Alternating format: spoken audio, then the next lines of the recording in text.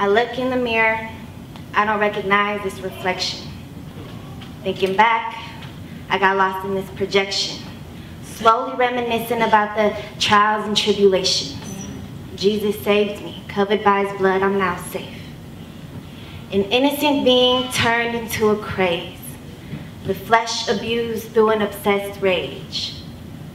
And so I told her, love isn't a mile run, so if there's a run, it's because he's running from you. Love shouldn't be dangerous, hence, love didn't exist. You see, you created this illusion. Regardless if the abusing was intense, you gave him the love that made sense to you. Drawn with the ink of eyeliner, cover-ups, illuminating lips. The sway of the hips is what kept him on focus. Nobody noticed the smile made up, the hesitation to wake up. Those nights where the bottle wouldn't leave your hand, he did nothing but hold it higher. For you to drown in the sense of something so disgusting. Didn't care if your lust was just because you were drunk, and didn't care that that cough you had could have been something else. That those Newports would prove that one day, sooner than later, you would die. Didn't care when those shadows laid hands and penetrated you while half past dead. Didn't move a muscle when you cried and wished to die with a knife in your hand so high. I don't want to be here anymore. For 4 years, like a ball and chain tied to a beast. I watched you every single day wake up and want to sleep again. Rather live in the Alice in Wonderland than to breathe the same air as him. The swelling on your face spoke 1,000 words. Why'd he hit you and you still wanted to be his girl? And still in fear that it was her, like a serenade of a singer, because manipulation was at its greatest. You see, I'm staring at this reflection, not recognizing this projection. I was susceptible to either side, but the balance was losing grip, slowly slandering down into the depths of the devil's pit. That alcohol was my hydration. That refill was my motivation. See, when I was in control, I seemed to always stumble. So I gave myself a reason. Get drunk, get the full out, and blame all the mistakes on you.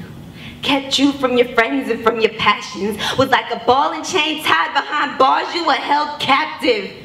See, in my mind, in order to survive was to make sure that I died.